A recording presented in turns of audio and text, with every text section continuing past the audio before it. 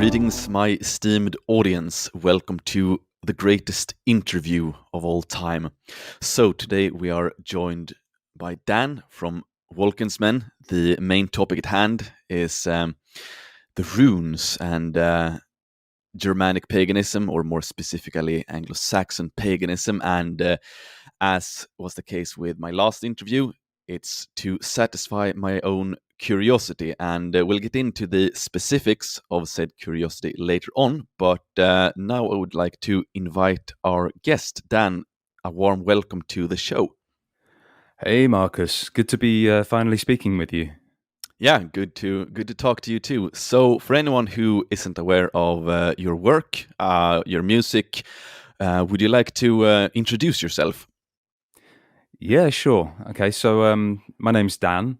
Obviously, I am a heathen from England, and I'm probably most known for my musical work with a project called Wolcensmen. And anyone who's seen any of Survive the Jives videos will recognize the intro song as my song, Suna. It's an iconic and most glorious tune. So well done on that. Thank you. Yeah. No, it was a good. It was a good kind of relationship that Tom and I struck up there.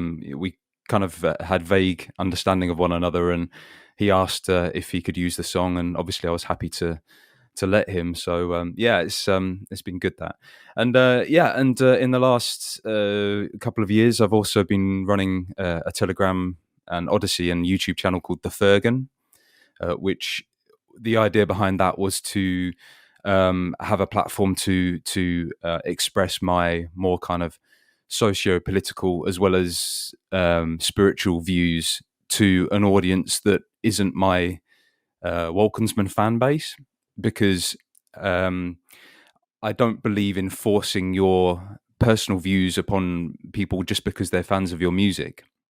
Yeah, makes sense. Yeah, it's, I think we've probably all had that experience where we have a musician that we really like, and then they kind of open their mouths and start uttering things which we really don't enjoy. So as out of respect for my my musical audience, I decided to create a whole new platform, and I haven't really kind of promoted one platform on the other and vice versa. I've kept them quite separate. But I imagine that most people listening to this are probably familiar with the Fergen as well as maybe Wolcensmen. So yeah, and I have shared some of your stuff on Telegram as well, so the name may be familiar to everyone who is on my Telegram. Thank you. Oh, my pleasure. I always share good takes. So yeah, you said you are a heathen. Would you like to give an origin story? So yeah, stretching back as long as you would like to tell. I suppose you started off as in England, of course. Was it a religious household, Christian, atheist? Give us the origin story of how you ended up being an Anglo-Saxon pagan. Okay, well, I hope you're sitting comfortable, because I am. I'll try and keep this as short as possible. But no, take your time. It's always interesting to hear the nuances of this journeys towards a spirituality. So go ahead. Okay.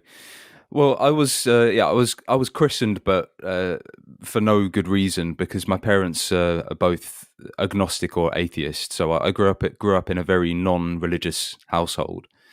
There are a couple of religious people, a couple of Christians in my family, but my branch of the family has always been very non-religious.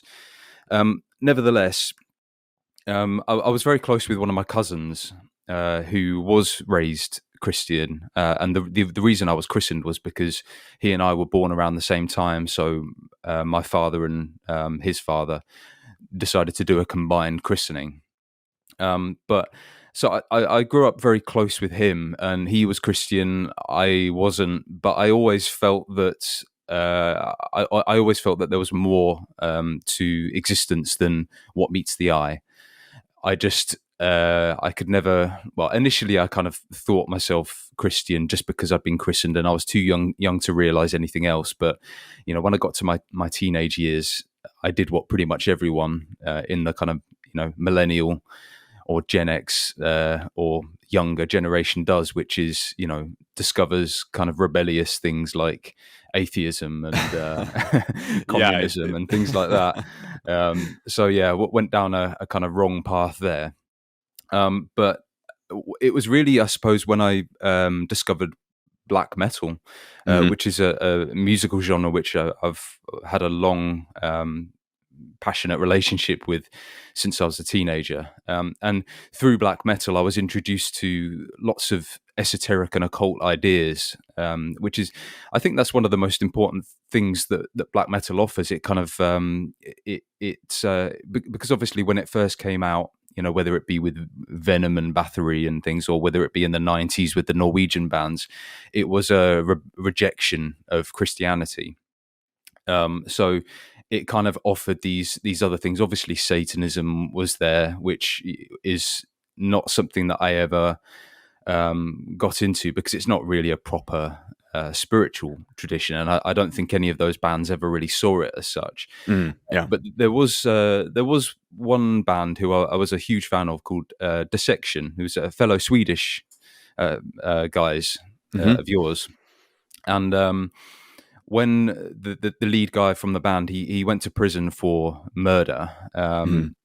When he came out, he had this whole kind of Luciferian Gnostic belief system, which that I think this was the first time that I ever really truly considered the kind of the metaphysical in a real tangible sense. It's not a belief system that I adopted, but I was fascinated by it at the time.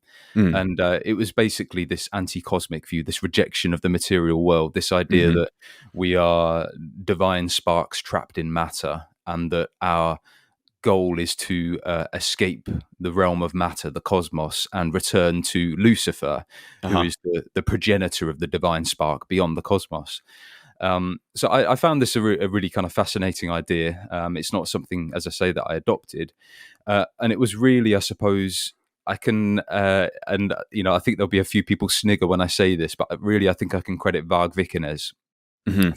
for my discovery of heathenry, because throughout, I was a huge fan of his music, Birdsum, in the late '90s when I discovered it, and his CDs were covered in runes, and he spoke in his writings on his website. Before he had his YouTube channel and his blog, he spoke about the runes and Germanic paganism and things like this, and this is where I really started to take an interest. And then, coupled with the fact that a few years later, I discovered my ethnic identity. Initially, kind of veering towards this kind of phantom Celtic identity that I thought I had just because I was Mhm. British. Yeah. But then, quite soon after a year or two, kind of realizing that actually, that my identity is not Celtic, and it is Germanic, and I'm also, my mother is Dutch, so I'm Anglo-Dutch. So Yeah. I have this my identity is Germanic, and it's tied. It led me towards Germanic heathenry, Mm. and so this was probably around, I guess, my early to mid 20s. So I've been a heathen for about 15 years, I would say, and kind of, I would say, a practicing heathen, as in going to moots, meeting with other groups, for probably 10, 11 years. All right, So, right. yeah, that's pretty much it. All right, awesome. So, would you say that I suppose your spiritual journey and your musical journey, they have gone hand in hand? So, is your music an expression of your spirituality? Yes, yeah, very much so. When I came up with the idea of Wolcensmen, which was probably around 2011, 2012, so shortly after I'd become a practicing heathen, uh, initially it was just for the love of the music. I didn't create the project as an expression of my spiritual worldview, but it was out of love of that type of music, this kind of dark atmospheric folk music. And I just wanted to make a demo at the time. I just wanted to write a few songs and record them. And I had no aspirations beyond that.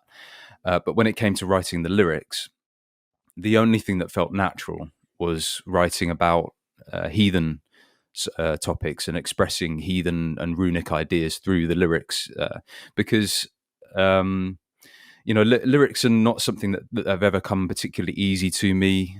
So if there's kind of like a ready-made whole foundation for them, if there's already a world out there that I can draw upon, then that makes my life easier. Also the fact that the music to me is very that type of music has always been very kind of I don't like using the word transcendental because it kind of suggests this desire to escape your existence, but it's always been very transportative, and the atmosphere of the music has been very spiritual to me, so it made sense to use spiritual topics in the lyrical matter.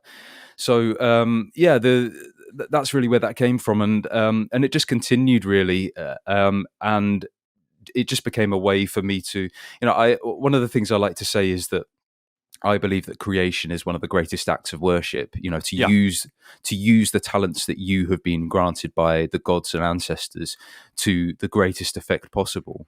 Yeah, definitely. So to me, it kind of made sense that my music, which I guess was an emerging talent, would be in return honoring the tradition that the ancestors and the gods that I believe bestowed that talent upon me.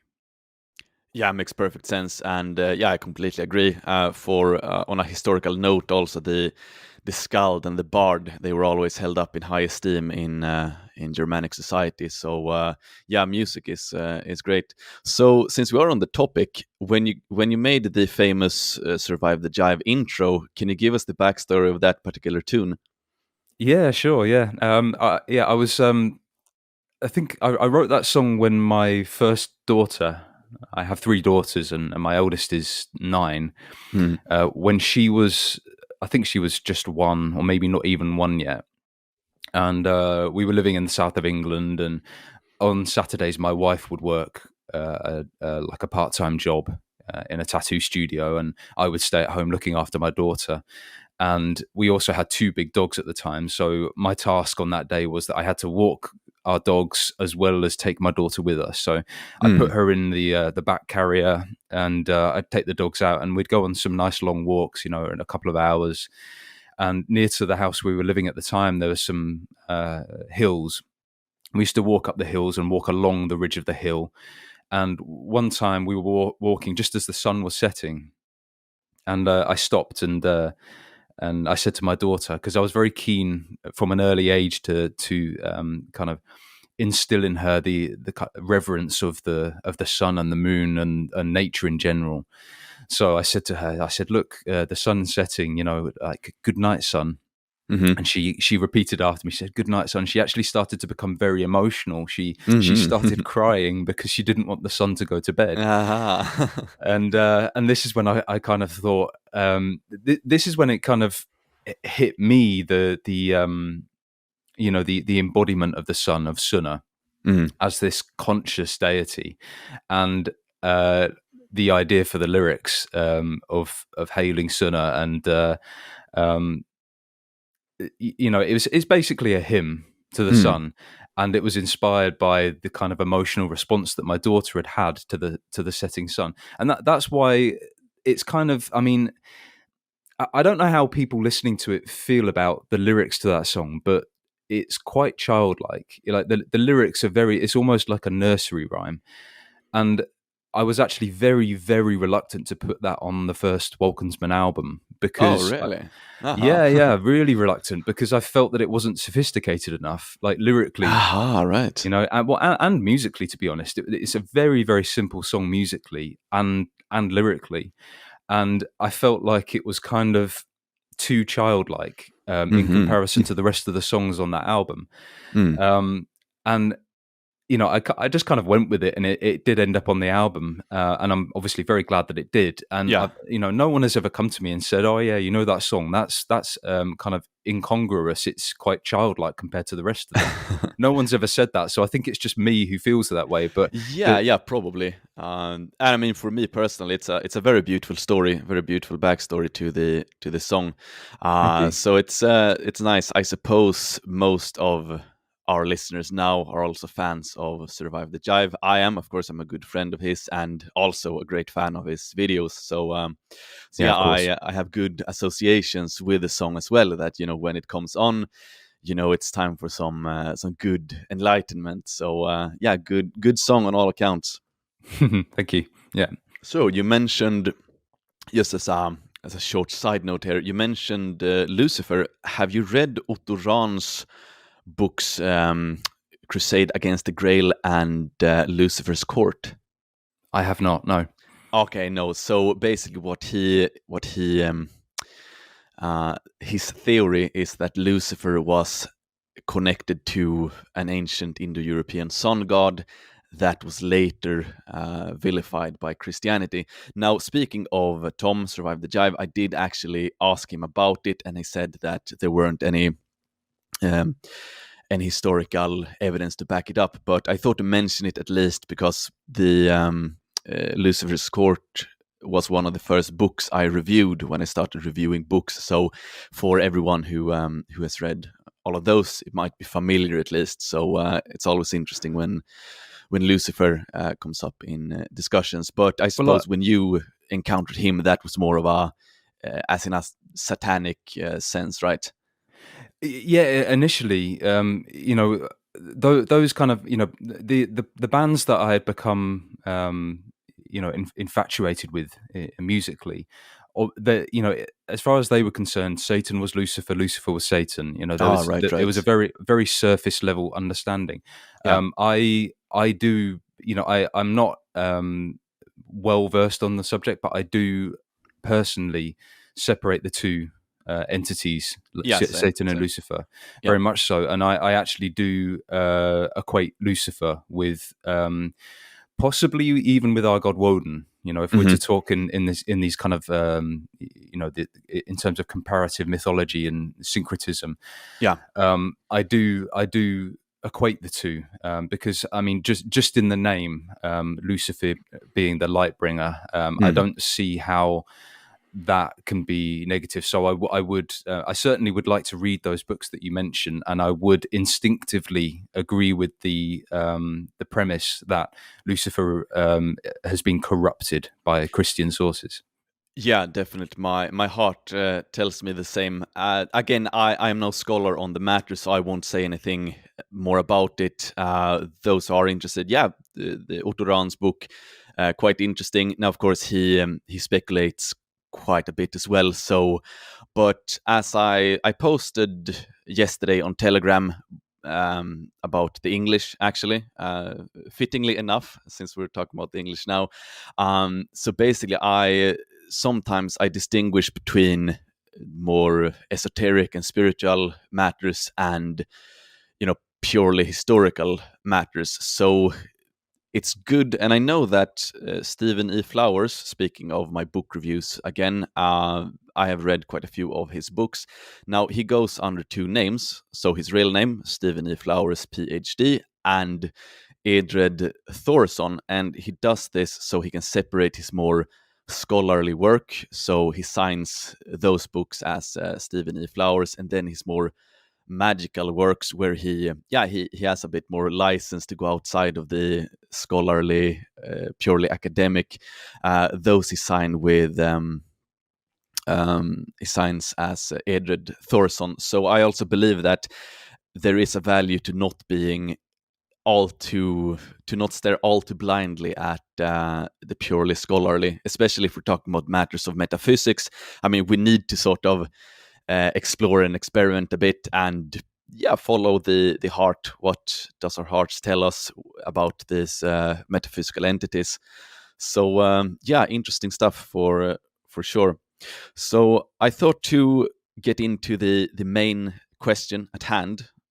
which is regarding the runes. So for anyone who's been following my posts on my page and on Telegram, I have meditated upon the Elder Futhark.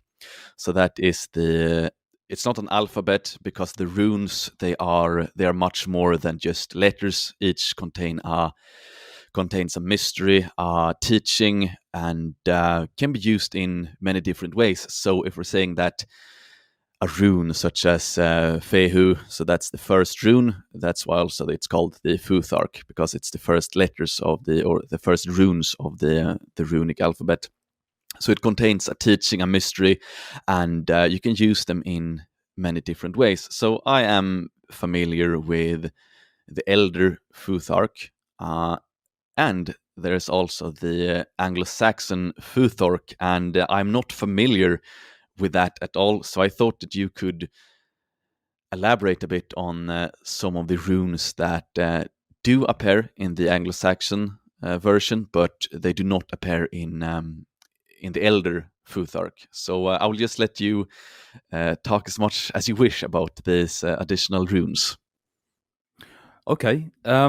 Yeah. Well, firstly, I'll say that I'm no expert on it. I'm sure someone like Tom Rousell could probably give a more academic, comprehensive overview. But I'm mostly familiar with the Futhark, with the Anglo-Frisian runes, and these are when I translate something to runes or something, that I use the Futhark.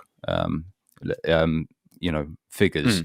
Yeah. And but the interesting thing about the Futhark is that by the end of the English pagan era, there were 33 runes.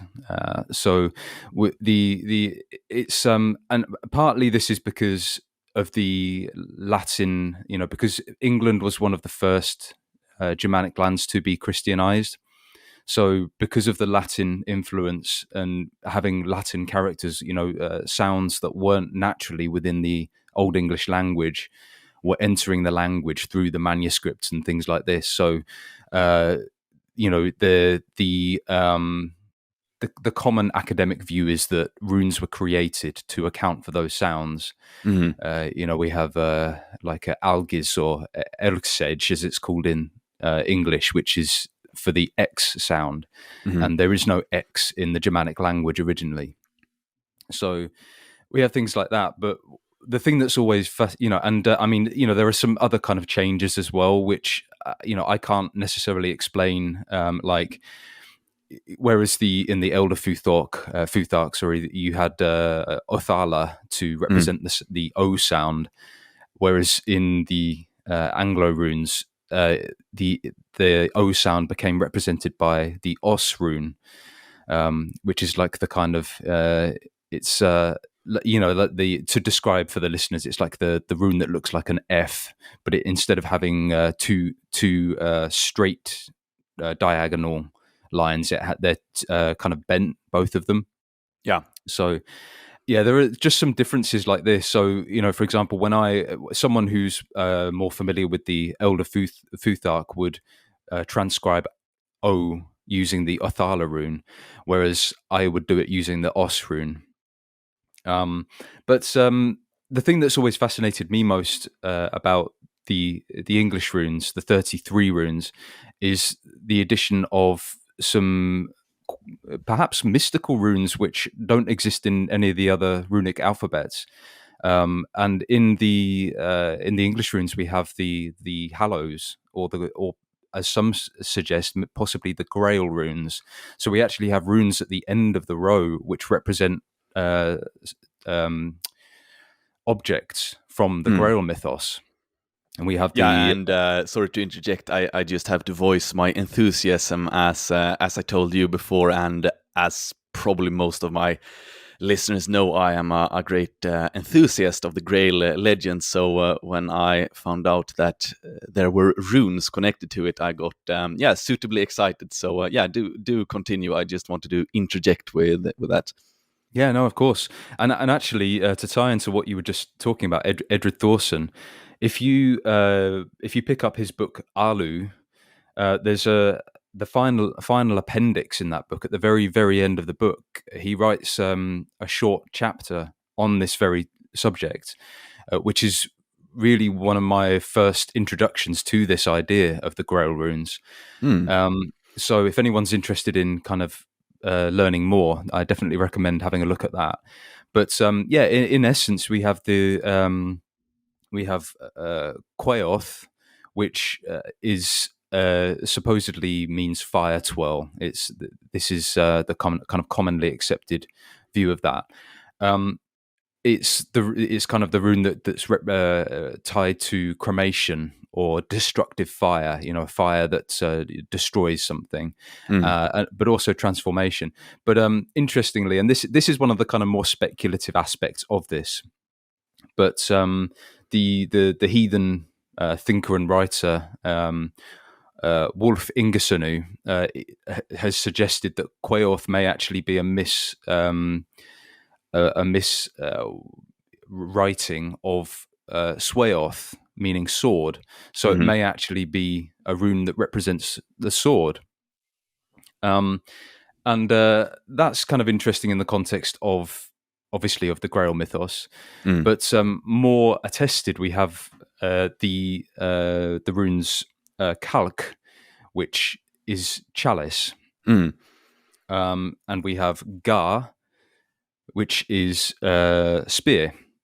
And we have Stan, which is stone. So there we have, potentially four objects which are closely related to the Grail mythos. And they're also known as the Four Hallows, which relates to the Irish mythology of the Tuatha De Danann. They had in the mythology of the Tuatha De Danann, they had the stone of Fal, the spear of Llu, the sword of Nuada, and Dagda's cauldron, which obviously is kind of a cauldron is like another kind of representation of the chalice idea. The cup, a receptacle that's holding, something. Yeah. So, these really started to fascinate me. And actually, to tie this into my musical exploits, I pretty much kind of based a whole album on this idea. The second Wolcensmen album, Fire in the White Stone. Right. Yeah, the whole idea for that album came about because of particularly my focus on the rune Kalk, or as I think some say that it should be pronounced Kalch. But strictly speaking, Kalk is chalk. So I was thinking, well, you have Kalk, which is meant to represent chalice in its runic form, but also linguistically relates to the word chalk. And then I started to look into this and found that originally in Old England, chalk it didn't refer to a specific type of mineral, but just to any white stone in general. So then I was kind of thinking, right, we have within this one rune, we have the idea of a chalice and a white stone. So then I started to think, well, what else? Who else has talked about white stones? And I did some research and discovered that historically, going back into time immemorial, back into antiquity, white stones have always been associated with the spirit world and have been held as sacred. And there are, I found some documents of even like Christian, priests and things who were using white stones for certain rituals back in Ireland. And I don't know what it's like in Sweden, but here in England, you quite commonly, if you go to a graveyard, you'll often find that many of the graves are covered with white stones. Same. Yeah, small white stones. So there's this connection between spirituality and religion and the idea of white stones. There's something kind of symbolic there. So I created this whole my own Grail story, and it doesn't seem like many people realize that to accompany that album I did write a short story by the same name, Fire in the White Stone, and it's kind of my own little version of the Grail mythos, taking in kind of all of these different esoteric ideas and kind of combining these more classical or Arthurian ideas with the Germanic ideas. Um, and that's something as well that I think few people seem to be aware of. Like, for example, we also have the in Volsunga's saga, we have Sigmund pulling the sword from the Barnstoker tree, from the oak tree, which obviously is highly similar to the Arthur pulling the sword from the stone. Yeah. So there is this connection between Germanic legend and Arthurian legend, and in Fire in the White Stone, I was trying to kind of bring them together in my own way, focused mostly upon this particular rune, the Kalk rune. So yeah, that's I've talked for quite a long time now. So All right, awesome. Yeah, really interesting stuff. Really appreciate it. So, would you say that these common themes in both British and Germanic lore, would you say that they go back to a shared Indo-European ancestry and spirituality? I'm not entirely sure about that, but I will add that Edward Thorson mentions in the aforementioned appendix to his book Alu, he mentions that these concepts may have come to the very northern part of England, because these runes arose in Northumbria to begin with, in the very northern part of England near the border with Scotland, and this was an area where the Romans actually had certain mercenaries who were drawn from the Eastern world, and they had Alans there, from the Alan tribe, the Yeah. Alanic tribe, who were closely related to the Scythians. And in Scythian lore, at the origin of the world, certain objects came down to mankind: the plough, the yoke, the battle axe, and the cup. So obviously, again, we have this kind of echo of the Grail objects, of the hallows there, of the Tuatha De Danann. So Edward Thorson suggests that these ideas may have been brought to the far north of England, to Britain in general, even by the Scythians via the Alans. But Right. yeah, which is an interesting thought. But I mean, I think I would suggest that these ideas go back much further than the Roman era, which is when these Alans would have been stationed in Britain. So yeah, I don't know whether there was some earlier contact with the Scythians, or whether, as certain philosophers have suggested, that these kind of Indo-European ideas actually went from west to east rather than from east to west. There are people who believe that.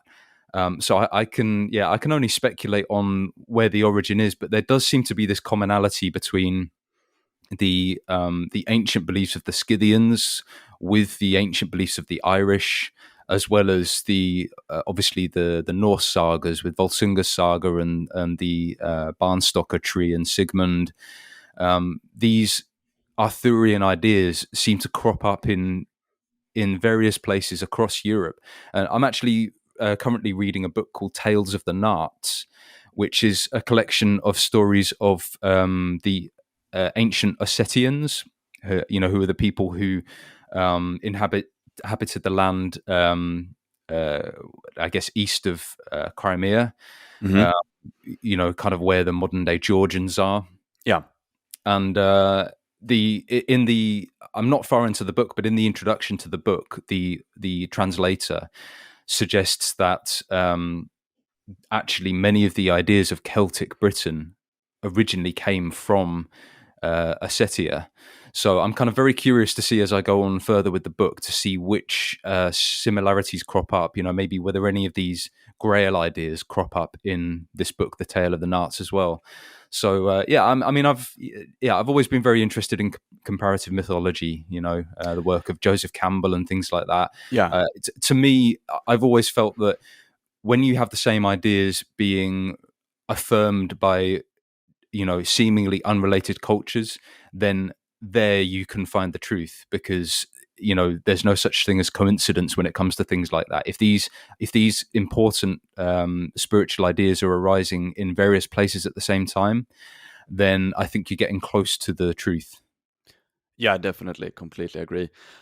So just on a personal note, I thought to mention the following, because I know there are always some misunderstandings when I post about Hinduism or Vedic spirituality or different religious traditions. I'm not doing it to sort of fetishize an exotic other. I'm doing it to gain a deeper understanding of the Indo-European spirit. So I want to get as deep as possible into that sacred spirit of the Indo-Europeans, and that's also why I find comparative mythology so interesting. If we can find the same story in Ireland, in Scandinavia, in India, and then we can go back even deeper to the original Indo-European spirit. So that is why if someone follows me on Telegram or Instagram or whatever, sees me post about some cool esoteric teaching from the East, it's not because it's from the East, but because it's a pathway leading back to the Indo-European spirit. So yeah, Yeah, that's can I also just why say, I. Yeah, sure, go ahead. isn't it funny how people get so like het up about that? You know, I have the same kind of accusations thrown at me, and I can understand people are obviously very protective over their native indigenous culture, and we don't want this kind of unnecessary outside influence. You know, I fully understand that, but I think like Marcus and myself, the idea.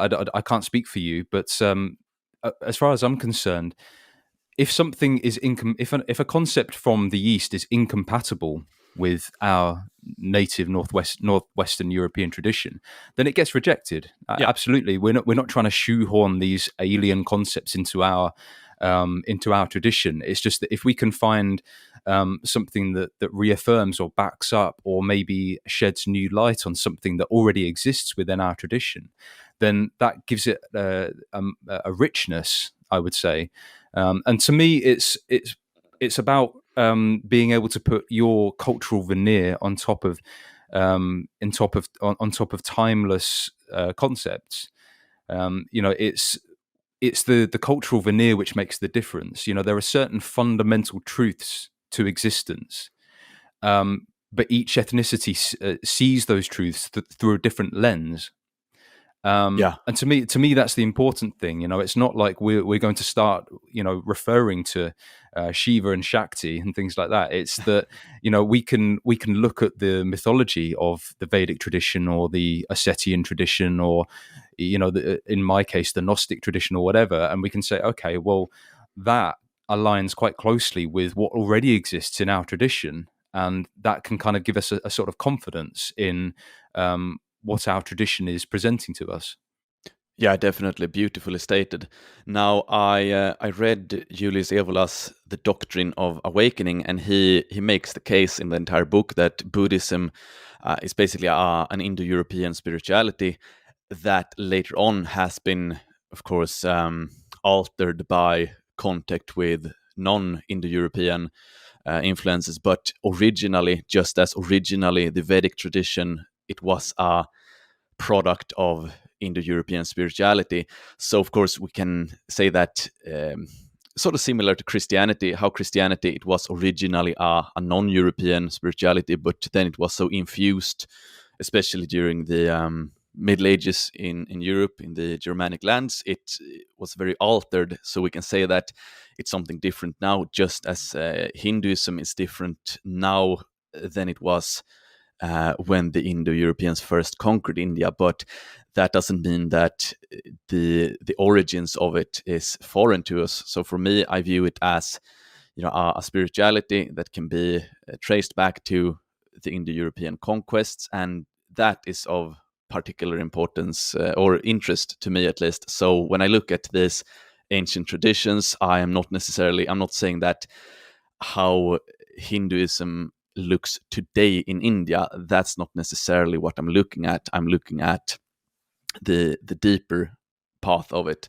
So, and yeah, as you say, if we look at it in a perennialist from a perennialist perspective, if something has been true always, everywhere, for everyone, yeah, there is probably some truth to it, regardless, by the way, of ethnicity. Then, of course, for me, genetics and ethnicity, it's interesting and important, but there is also the perennialist aspect of metaphysics, where where we can look at different traditions, such as religions from all over the world. If they say that there is a fundamental truth, a fundamental underpinning of the world, then it's most likely the case. So yeah, interesting stuff. Yeah, and on that note of Buddhism, another thing that I've been learning in reading this book, Tales of the Narts, about the ancient Ossetians, is that many of the names of the characters in that book are heavily influenced by Mongolian culture. So the Ossetians, who were closely related to the Scythians, they were looking both kind of east and west. It seems like they had a close contact with the Mongolians, with to the east of them, who is coming close to the origin of Buddhism. But they also had an influence upon the West, and there are some strong similarities in the Ossetian mythology to Celtic and Germanic mythology. So yeah, I think there's a lot to be uncovered with regards to stuff like that, to the possible Indo-European origins of Buddhism and things like that. I think there's still a lot that we don't know, and I don't see any reason why we shouldn't investigate these things.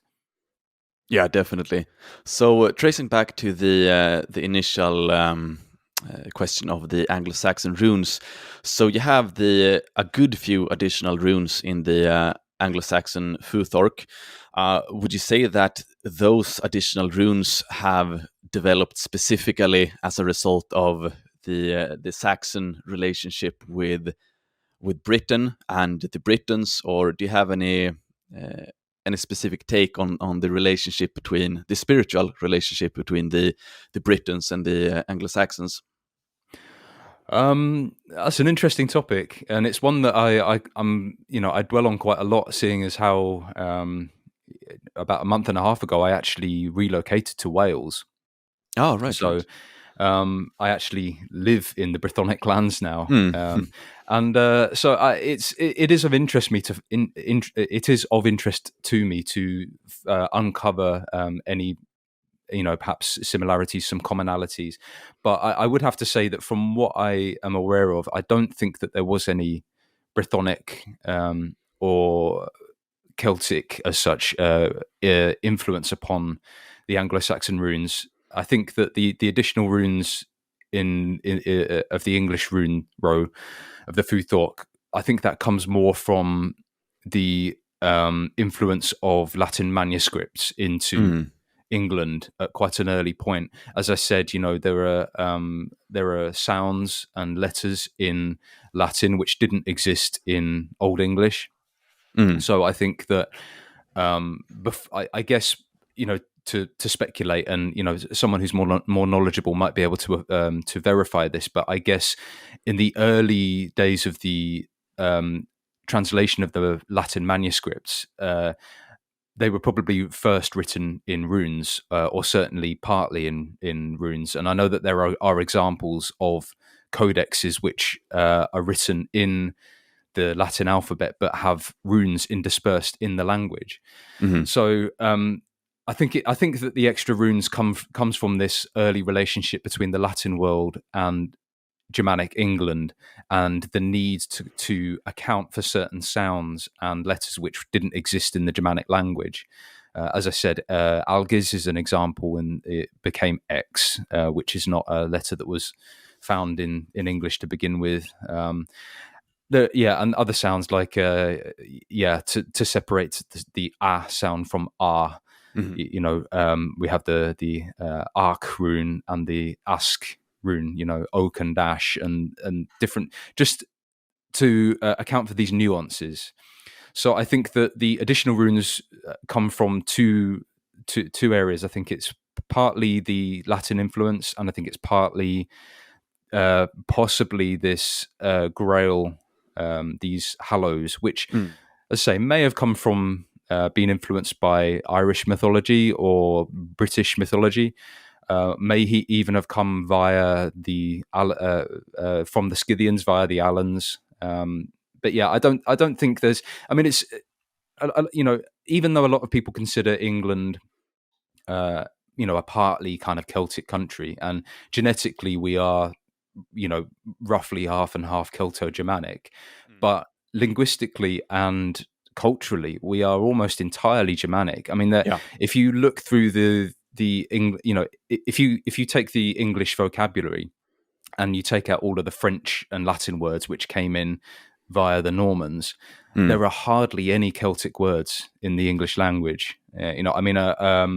One common example is the word dad for father, which comes from Welsh origin. But other than that, there are very, very, very few Brythonic words in the English language. And speaking as someone who now lives in, a part of Britain where people regularly speak Welsh, it is a very, very alien language to me. Right. I love the sound of it, and I hope to learn, some simple Welsh. But it's very, very different from English. All right. Yeah. No. Makes perfect sense. The explanation of the additional runes. So you have a rune on your on the Wolcensmen profile picture or the album. Which rune is that? Oh, on the first album, that's the bind rune for which represents the name Wolcensmen. So that is my kind of logo. That would be. I assume you're referring to the rune that's in the center of Songs from The Fergen. It's kind of like a snowy woodland picture with a golden rune in the middle. That's the bind rune, which serves as my logo for Wolcensmen, and that's a bind rune combining the man rune, the Tyr rune, and the Ken or Kenaz. So, the reason that I'm assuming you're interested in knowing why I chose those runes. Yeah, definitely. Those came about because I was trying to represent the concept of Wolcensmen in runic form. Wolken comes from the Old English word meaning the heavens or the clouds, and in Middle English that became Welkin. This is a word that I was introduced to via black metal because the well-known black metal band Emperor have an album called Anthems to the Welkin at Dusk, and I was always curious as to what a Welkin was. That was a word that I became quite interested in, and it came to influence the name of my project. But I went back to the Old English form of the word, which is Wolken. So essentially, Wolcensmen means men of the heavens or men of the clouds. And so in seeking to represent that in runic form, obviously I have the man rune to represent men. I have the Tyr rune to represent sky. I know it's debatable as to whether Tyr is the sky father or not, but at the time that I came up with it, that was my thinking. Yeah. And then I have the Ken or Kenaz rune, because that's the rune of guidance. So kind of represents the whole idea of the project. It's about kind of guiding men to a more noble mindset or a more noble sense of spirituality. Yeah, makes perfect sense. So for anyone who's listening now and who's interested in starting with the runes, starting to get an introductory understanding of them, where would you recommend starting? So there are certain books which I would recommend. The book that I probably go back to most often is called Rudiments of Rune Lore by Stephen Pollington, and he's an English guy who's wrote many great books on Old English and old heathen English culture, and it's a very, very thin book. It's not a big book at all, but it's absolutely packed full of excellent information. It reproduces the main rune poems, the Norwegian, the Icelandic, the English. It represents the rune poems. It also gives some examples of runic inscribings on swords and things like that. It discusses the Alu runic formula, which is also something I drew heavily upon for my second album, Fire and the White Stone. That's probably like a whole other topic that could take time to get into. But anyway, Rudiments of Rune Lore by Stephen Pollington is a book that I highly recommend. And Edred Thorson, he kind of divides people. He's divisive. There are some people in our heathen circles who really don't like him, don't approve of his work at all.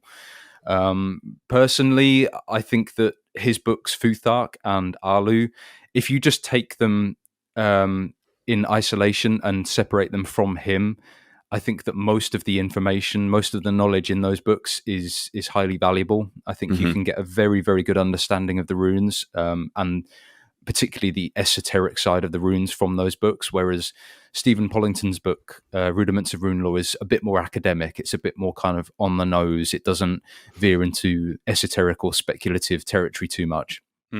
I will just say, though, sorry for interjecting, I must come into the defense of Stephen Flowers. I know I have heard some criticism of him as well, but from my perspective as a pagan, as someone who's interested in our ancestors, someone who's interested in magic, esoteric matters, for me, he is one of my favorite authors, and I read quite a lot of books, and I am very thankful for him, for having given me all of this enlightenment in his books. So I know, of course, he has, as an esoteric seeker, we could call him, he will, of course, have come into contact with some less than glorious occult traditions, but that's what happens when you are a seeker. Same thing if we're talking politically speaking.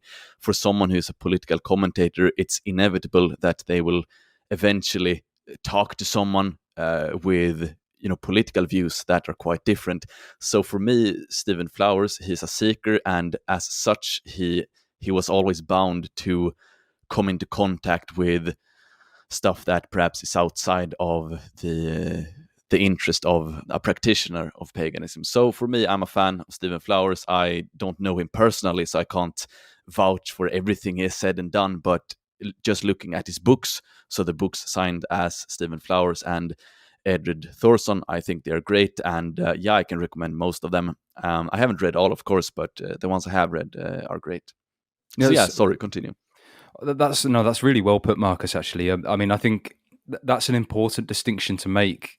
If someone is a seeker, we have a phrase in the kind of Germanic heathen world, "Rein till Runa," seek the mysteries, and I believe that may even be something that came from Stephen Flowers, Edred Thorson, or certainly I've seen him use that phrase, and that's something that I've always stood by. If you are truly going to uncover the truth of this existence, then you are going to venture into murky territory. It's inevitable, as you say, and we need to separate the willingness to do that from actually condoning those things which you explore. Just because you have touched upon a certain subject or spoken to a certain person, that doesn't mean that you condone it.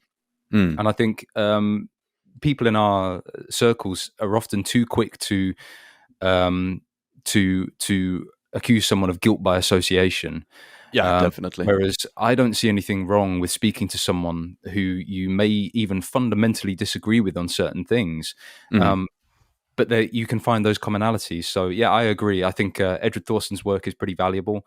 When I was on Facebook years ago, I was a Facebook friend of Stephen Flowers, and he was actually quite helpful. If I posted something that related to his area of expertise, he would often comment and offer quite insightful remarks. So I think he's I think he means well. I think he's maybe ventured into areas which you or I may not be interested in or approve of, but as you say, he's a seeker, so it's inevitable. So speaking of which, I might as well say this now, because my latest book review was of Aleister Crowley's Four Books of Magic, and obviously I don't condone of Aleister Crowley's life. I have been quite outspoken against degeneracy overall over the last 5, 6, 7 years. So of course I don't condone of Aleister Crowley's lifestyle of hedonism and drug abuse. I didn't think I needed to say this, but apparently still, as soon as I post something, there will be certain people who just automatically assume that I, for that sake, endorse the book I'm reading. So I